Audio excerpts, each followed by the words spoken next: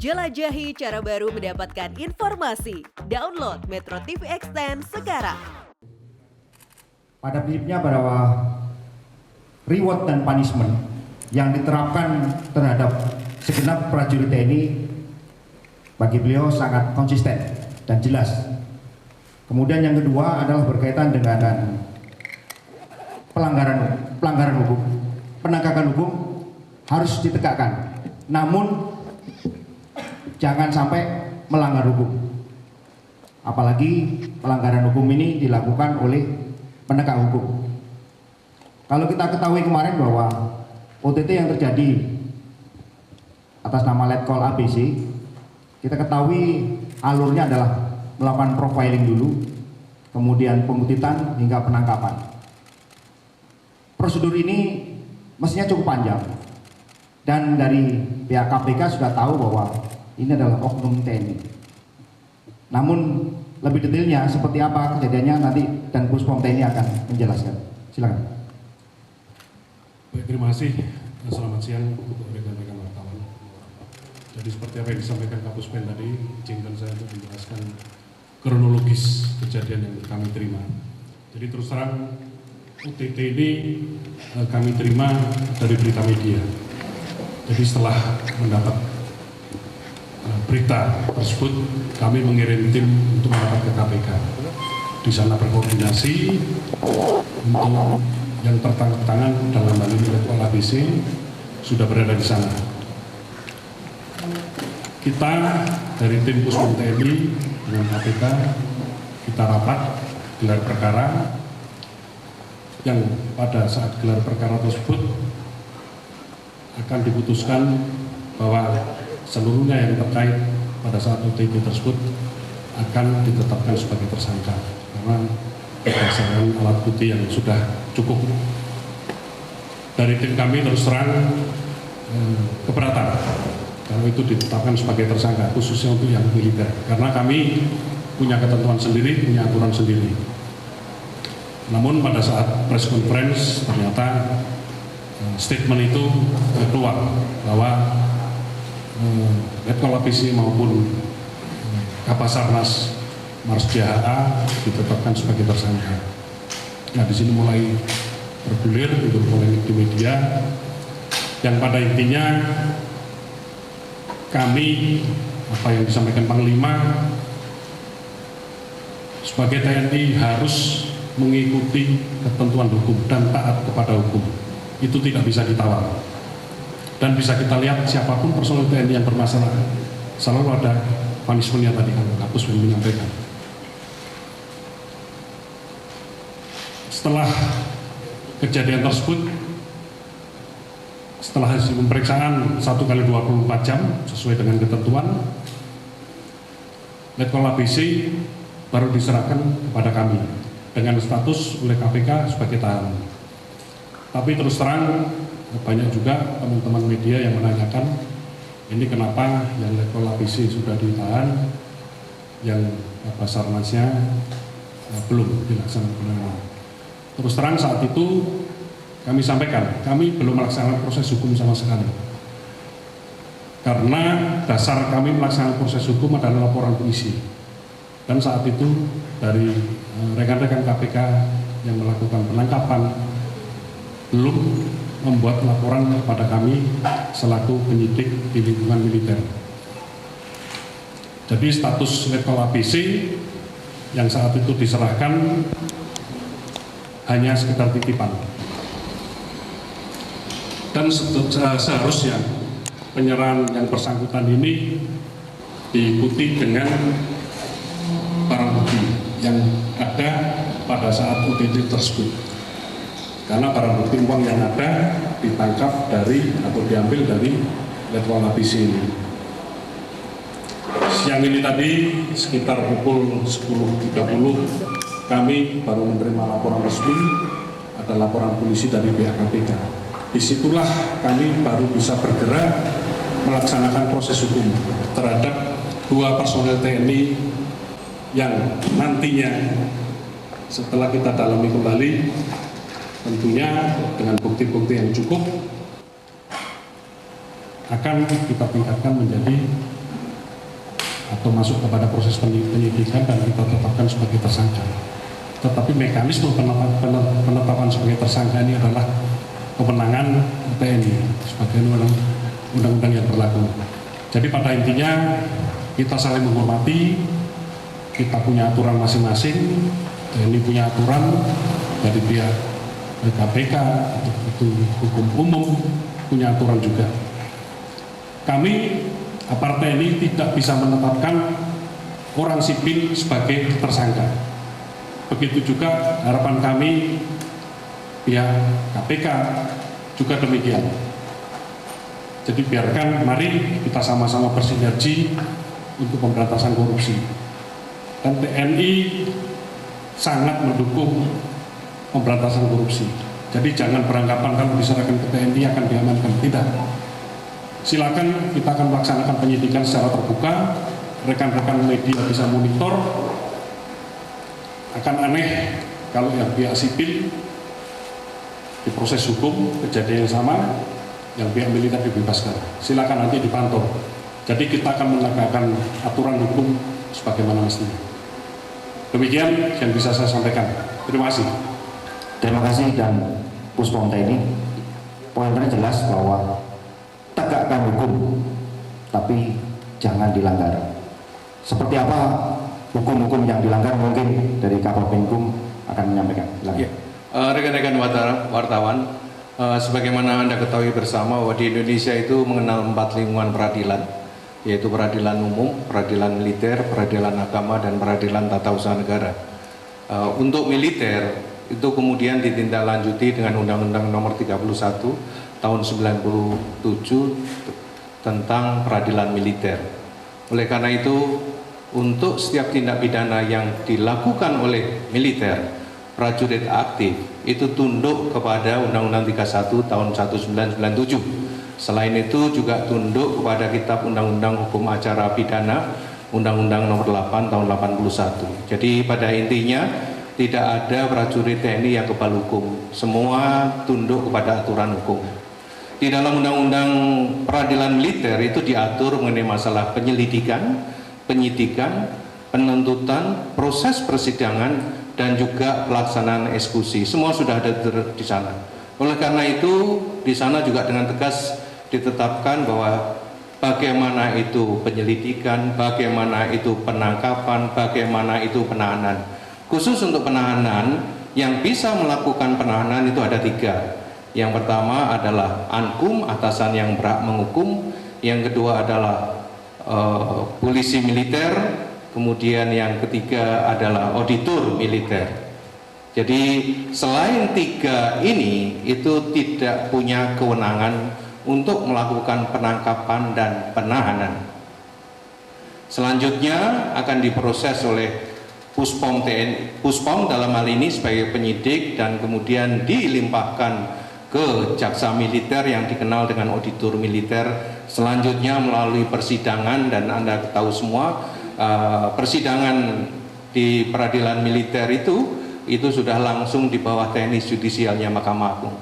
Jadi tidak ada yang bisa lepas dari itu. Selanjutnya terkait dengan penanganan korupsi, sebetulnya antara TNI dengan KPK itu sudah punya pengalaman yang cukup banyak. Dalam proses penanganan korupsi yang lalu itu sebetulnya di splitting atau dipisah. Jadi yang sipil diperiksa, diproses di KPK, sedangkan militer diperiksa di Puspom TNI atau di lingkungan TNI. Di dalam proses pemeriksaan penyidikan, KPK ada di dalam ruangan yang sama dengan penyidik Puspom TNI. Jadi sebetulnya ketika bicara pemberantasan korupsi itu sudah ada prosedur yang saya kira berjalan dengan baik. Karena apa? Karena semuanya berakhir dengan putusan yang saya kira sangat baik. Di dalam perkembangannya dikenal dibentuk Jambit Mil. Jambit Mil itu sebetulnya dalam konteks koneksitas. Pengalaman juga bahwa Jambit Mil sampai sekarang ini Anda tahu juga memproses perkara TPP dan juga satelit orbit 1, 2, 3. Jadi jelas sebetulnya bahwa seorang militer itu tidak kebal hukum, seorang militer tetap tunduk pada hukum dan tidak ada seorang militer itu lepas dari hukum. Akan tetapi prosesnya militer itu punya prosedur sendiri, punya aturan sendiri.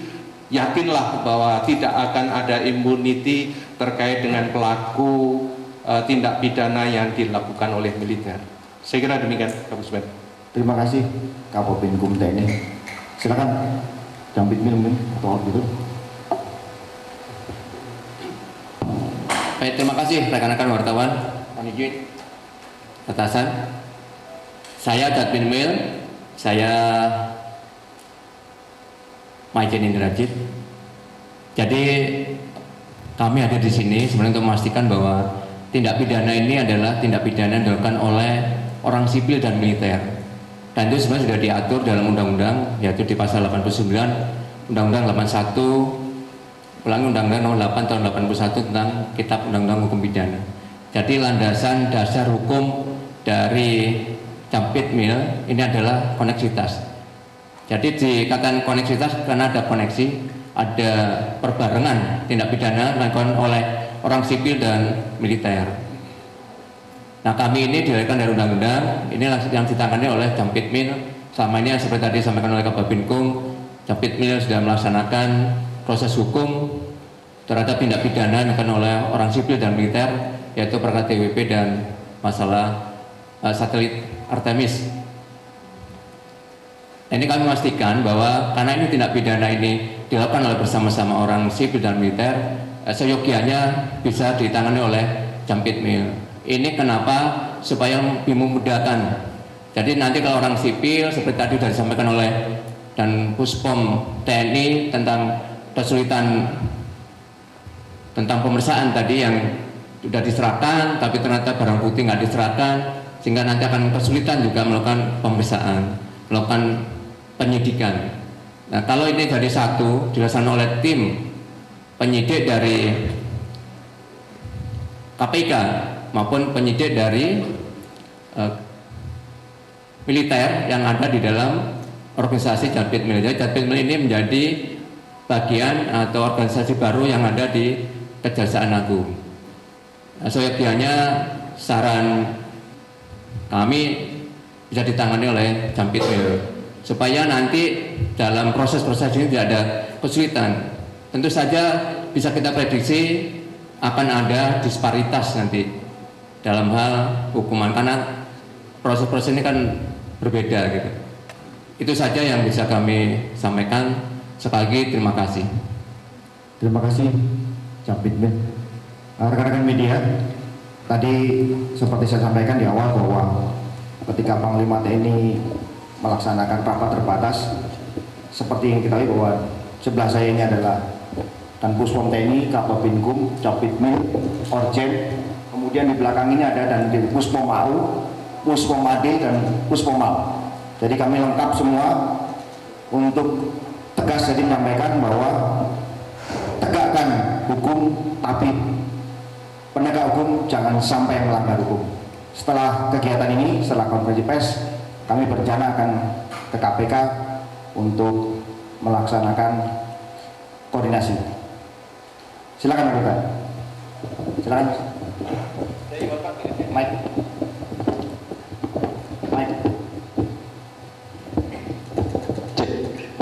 Izin Pak, saya Iwan dari CNN. Untuk dan Puspom, pertanyaannya adalah, apakah saya mau menegaskan aja, apakah berarti ini ada pelanggaran prosedur yang dilakukan oleh pihak KPK? Itu aja Pak. Pertama, terus yang kedua, Pak HA ini, Pak Henry ini, sebentar lagi kan memasuki masa pensiun nih, sekitar mungkin seminggu atau 2 minggu lagi. Nah, ketika beliau sudah pensiun, itu nanti tetap ditangani oleh Puspom atau karena dia udah balik ke sipil gitu Pak? Apakah kemudian dikembalikan ke sipil? Itu Pak. Terima kasih. Baik, terima kasih. Saya izin menjawab. Jadi menurut kami apa yang dilakukan oleh KPK untuk penetapan personil militer sebagai tersangka menyalahi ketentuan. Pertanyaan kedua, untuk Marsdia HA memang sudah memasuki masa pensiun, tetapi tindak pidana tersebut terjadi pada saat beliau masih aktif. Jadi kita lihat tempus deliktinya, waktu kejadiannya. Jadi tetap berdasarkan tempus delikti, yang menangani adalah kewenangan ada di polisi militer. Demikian, terima kasih. Ada lagi? Mike?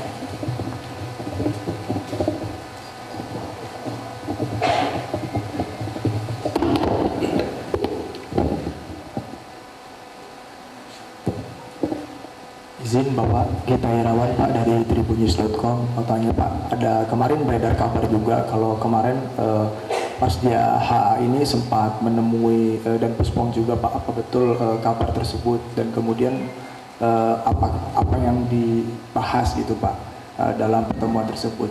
Kemudian yang kedua, saat ini posisinya Marsdia HA dan juga Letkol ABC ini ada di mana Pak? Apakah sudah ditahan atau memang masih dalam proses pendalaman gitu? Terima kasih itu ya Pak. Baik, terima kasih. Jadi betul, Marsdia HA sempat menemui saya, tapi bukan dalam arti ada sesuatu tidak, tetapi sebagai bentuk pertanggungjawaban beliau. Beliau karena di KPK sudah merasa ditetapkan sebagai tersangka, kalau boleh dikatakan beliau menyerahkan diri. Saya akan bertanggung jawab terhadap semua ini. Jadi itu salah satu sifat gentleman beliau yang saya katakan. Jadi beliau menanyakan terus apa langkah-langkah apa yang terhadap saya harus dilakukan. Itu yang beliau tanyakan. Jadi saya jelaskan nanti prosedurnya seperti ini. Semua saya jelaskan dengan terbuka. Kooperatif. Hanya itu pesan saya, minta saya kooperatif dengan penyidik pada saat proses hukum ini. Terus yang kedua, tadi masalah posisi siang ini terus terang yang tadi saya sampaikan, saya baru menerima laporan polisi. Jadi kalau ibaratnya proses hukum adalah dalam satu ruangan, kuncinya itu baru saya terima siang ini. Jadi kemarin yang ada penetapan tahanan dan yang lain-lain, ya kami belum bisa masuk ruangan, belum bisa melaksanakan proses hukum. Jadi setelah kami pegang kunci, kami baru bisa melaksanakan penahanan, penyitaan, penggeledahan, dan yang lain-lain, sebagaimana proses hukum yang berlaku. Jadi itu, terima kasih. Ya, izin Pak, Yogi dari CNN. Mau bertanya, berarti kalau untuk bagi TNI, untuk kedua anggota ini belum berstatus tersangka ya Pak sampai saat ini. Dan satu lagi tadi Bapak bilang bahwa penetapan tersangka dari KPK ini kan menyalahi ketentuan. Itu ketentuan yang Undang-Undang Peradilan Militer tadi atau kemana Pak? Jadi beliau berdua belum kita tetapkan sebagai tersangka karena kita baru terima laporan hari ini. Nanti kita kembangkan termasuk dari tentunya kita akan koordinasi dengan KPK bukti-bukti apa yang sudah didapat. Ini mau dua alat bukti sehingga kami bisa mengambil langkah lebih lanjut, meningkatkan proses penyelidikan sama dengan yang di KPK menjadi penyidikan. Di situ baru nanti akan kita tetapkan sebagai tersangka. Terus yang kedua, masalah ketentuan di peradilan militer itu sudah jelas bahwa kita TNI ada kekhususan, ada undang-undang tentang peradilan militer 31 tahun 97. Nah itu yang kita gunakan. Ya KPK dan yang lain-lain punya juga. Harapan kami semua tentunya sebagai penegak hukum untuk memberantas korupsi ini, mari kita ikuti aturan yang ada pada masing-masing. Demikian. Terima kasih. Terima kasih. Kamu Bentuk menambahkan. Jadi prosedurnya tadi yang disampaikan sudah benar. Dan saya tadi juga menyinggung bahwa kita sebenarnya sudah punya pengalaman. Dulu ketika KPK memeriksa perkara korupsi dan pelakunya itu sipil dan militer, ketika menyentuh kepada militer itu KPK langsung komunikasi sama kita, tidak kemudian langsung ditahan, ditetapkan status, kemudian di framing, di broadcast gitu, enggak, ditetapkan kita, terus kemudian kita dalami bersama dan kemudian kita sampaikan bersama gitu. Ya, silakan. Ya. Anda di sini belakang. Selamat siang semuanya Pak. Izin saya Leo dari TV One Pak. Saya ingin bertanya terkait dengan korupsi yang dilakukan kedua tersangka dari TNI itu tuh dalam bentuk seperti apa? Dan yang kedua, siapa saja nih Pak yang terlibat dari internal TNI sendiri? Karena kan kita tahu bahwasannya adanya pengandaan barang dan jasa itu sudah dimulai pada tahun 2021 dan kemudian adanya pengadaan barang dan jasa lagi kemudian di tahun 2023 yang kemudian ditetapkan 2 tersangka dari TNI. Nah kemudian apakah akan ada pemeriksaan dari internal TNI sendiri Pak terkait dengan kita tahu bahwasannya ini kan ada pengadaan barang dan jasa tersebut dari tahun 2021 sampai tahun 2023. Terima kasih Pak. Terima kasih Mas. Jadi rekan-rekan tahu kan bahwa profiling ini sudah dilakukan sejak 2021. Ya, dari sejak 2021. Namun kami baru tahu kejadiannya kemarin dari media. Silakan. Terima kasih. Jadi masalah korupsi yang dilakukan terus terang sampai dengan saat ini kami belum menerima data resmi apa yang sudah didapat oleh pihak KPK. Nanti kami siang ini akan ke sana berkoordinasi, istilahnya bahan-bahan apa saja, bukti-bukti apa saja yang sudah didapat yang bisa kita gunakan untuk memeriksa kedua orang ini. Nanti pengembangannya sampai di mana kita lihat. Saya belum berani memastikan apakah ini berkembang atau tidak. Karena saya belum sampai dengan saat ini kita belum menemukan bukti atau data-data dari KPK. Demikian.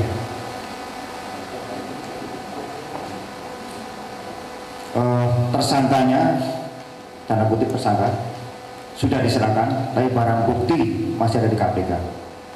Silakan dicermati sendiri kronologis seperti ini. Ya, silakan. Ini yang tadi belakang dulu, dari tadi ngacung terus. Pak izin mau nambahin boleh?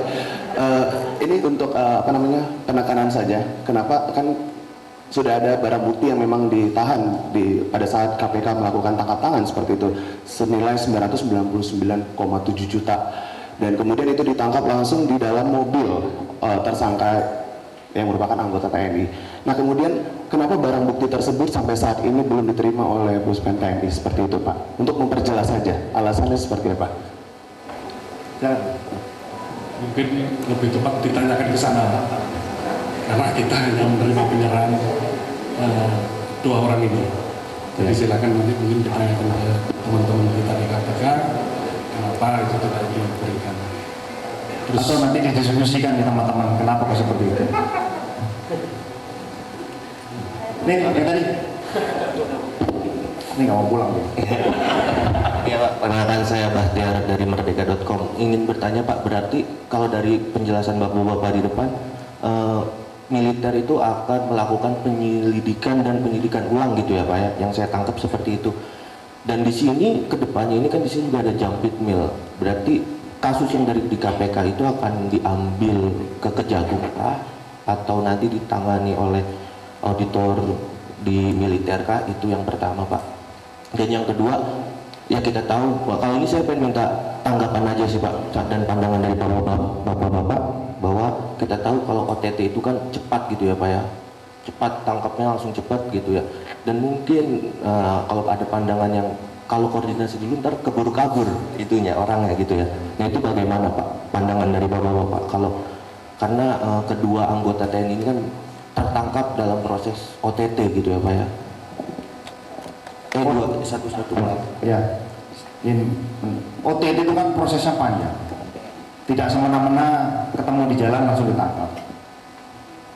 Kan bisa koordinasi. Ya, silakan. Baik, terima kasih. Jadi kaitan dengan OTT tadi, ini saya sedikit luruskan bahwa memang serah terima uang itu ada di BRI, kan beritanya di BRI, lapangan parkir BRI Mabes Area. Tetapi kedua orang ini ditangkap di luar markas besar TNI. Ini perlu saya tegaskan. Jadi khusus Letkol ABC ini ditangkap, kalau boleh saya katakan, di daerah Cipayung, di warung Soto Seger Boyolali dekat Polsek Cipayung. Nah hanya di berita ditangkap di daerah Cilangkap.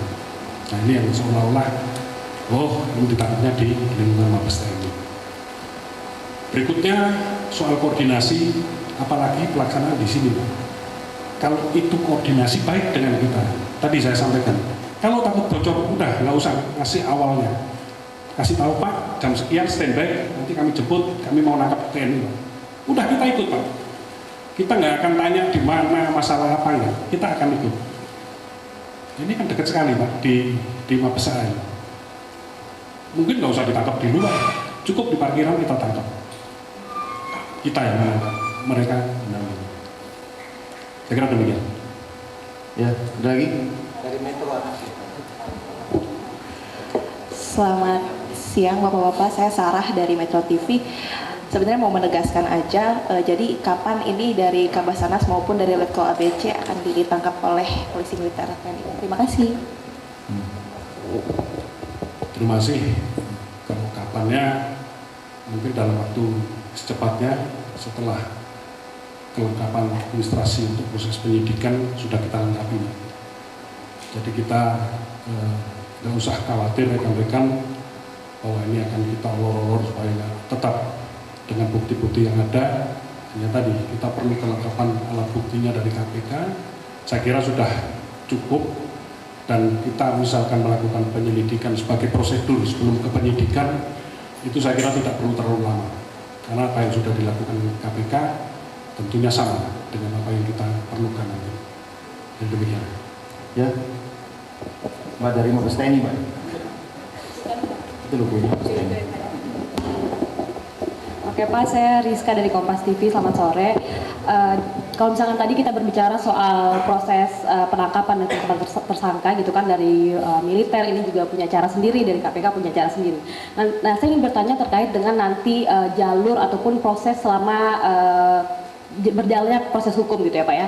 Apakah nanti ini akan paralel bersama dengan KPK ataupun nanti akan saling silang? Ini kan akan ada saksi-saksi lain yang mungkin juga bukan dari anggota militer gitu Pak. Nanti akan seperti apa prosesnya Pak? Mohon penjelasannya. Terima kasih. Terima kasih. Baik, terima kasih. Jadi prosesnya soal kecepatan proses penyelesaian di masing-masing saya kira. Tapi saya kira tidak akan berbeda waktunya terlalu lama.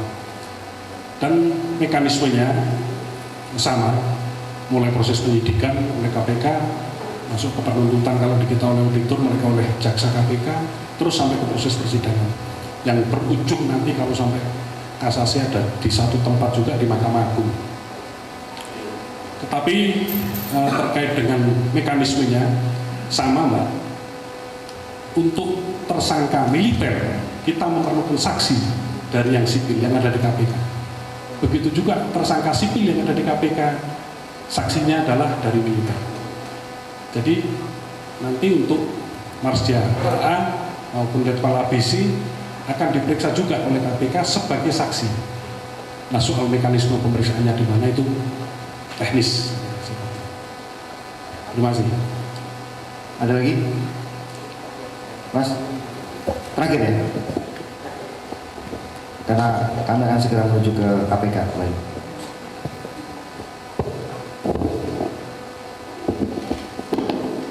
Baik Pak, terima kasih. Saya Ade dari Tempo. Ingin menegaskan aja Pak, artinya kan tadi kan disebutkan bahwa profiling dari Kabasarnas ini dari tahun 2021 gitu ya. Artinya komitmen dari TNI ini untuk pemberantasan korupsi ini seperti apa sih Pak? Artinya kan kalau bisa dikatakan ini kecolongan oleh KPK gitu ya, kalau boleh dikatakan gitu. Nah, berbicara dari dari TNI-nya sendiri, komitmen untuk misalnya untuk mencegah atau tindakan korupsi ini bagaimana gitu Pak? Mungkin itu. Terima kasih Mas. Sebetulnya beliau ini kan bukan dari TNI aktif, TNI yang ada di tubuh TNI sendiri, tapi di luar TNI. Jadi tidak bisa disebutkan sebagai kecolongan. Internal TNI sudah melakukan namanya waskat, baik itu dipimpin oleh Irjen masing-masing Kotama sampai ke Inspektorat di Mabes TNI, sudah sangat kuat melekat. Kemudian perintah harian Panglima TNI juga sangat jelas mengenai Sabta Marga, semua prajurit dan sebagainya. Nanti akan di-share jelas perintah harian Panglima TNI nomor 1, 2, 4, dan 6 misalnya. Itu bisa jelas disebutkan bahwa itu adalah pakar-pakar bagaimana TNI untuk berperilaku. Pada prinsipnya rekan-rekan media maupun masyarakat Indonesia sudah paham betul siapa Laksamana TNI Ujung Margono. Hanya ada hitam dan putih. Kalau bagus ya dikasih reward, kalau jelek ada pelanggaran hukum jadi punishment. Dan punishment sangat jelas, bisa dicek di berbagai sumber bagaimana ketegasan beliau dalam memimpin. Jadi tidak usah ragu-ragu dari masyarakat maupun rekan-rekan media bahwa ini akan laksanakan secara terang benderang apa yang disampaikan oleh Dan Puspom tadi. Bisa diikuti perkembangannya seperti apa. Demikian. Terima kasih. Sudah saya? Dari mana Mas? Ya. Koran Tempo. Polisi, saya mau tanya keterkaitan korporasi dalam kasus rasuah ini, yaitu PT PT Kindah Utama dan komisarisnya Roni Aidil terhadap kasus rasuah ini. Nah, itu kan di korporasi tersebut mencantumkan bahwa dia adalah supplier spare part bagi TNI AU. Nah, kira-kira dari hal ini gitu, korporasi ini apa keterkaitannya dalam kasus yang sedang ditangani oleh KPK dan TNI ini? Terima kasih, Pak. Baik, terima kasih. Jadi kembali saya sampaikan bahwa kita sama sekali sampai sekarang belum diberikan data-data soal nanti ada pengembangan lain, itu nanti teknis di lapangan. Tapi kita tentunya akan fokus penyelesaian kepada kejadian yang ada di Basarnas ini. Jadi supaya fokus cepat selesai. Jika ternyata nanti ada tambahan data dari KPK di luar permasalahan ini, tentunya kita akan dalami. Demikian. Ya. Terima kasih rekan-rekan media. Saya sangat berharap bahwa rekan-rekan media mampu membantu kinerja kami, turut mengawasi kinerja kami, sehingga TNI tetap menjadi garda terdepan dalam menjaga kedaulatan bangsa ini. Terima kasih. Wassalamualaikum warahmatullahi wabarakatuh. Om Santi Santi Santi. Yang mau ikut KPK silakan.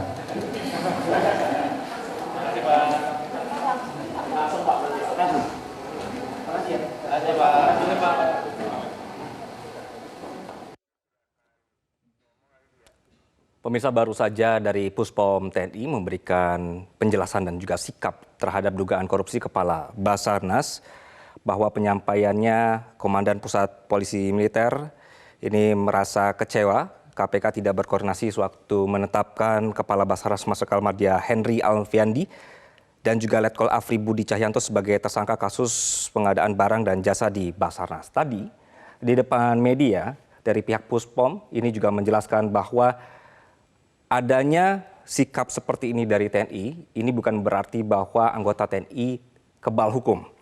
Bahwa menurutnya sudah ada aturan yang jelas berkenaan dengan penyidikan dan juga peradilan bagi anggota TNI. Dan mereka yang berhak untuk menentukan tersangka atau mengusut kasusnya adalah atasan yang atasannya langsung, kemudian juga PM, kemudian auditor militer. Dan juga dari pihak Puspom menyayangkan kepada pihak KPK karena sebenarnya sudah ada hubungan kerjasama antara keduanya, sehingga dari penyidik antara kedua belah pihak ini posisinya adalah setara. Kemarin memang sempat ada informasi bahwa anggota dari pihak TNI juga dilibatkan ketika pengumuman tersangka, namun hal ini bukan dianggap sebagai poin utama karena berkenaan kenapa tidak diajak sejak awal begitu.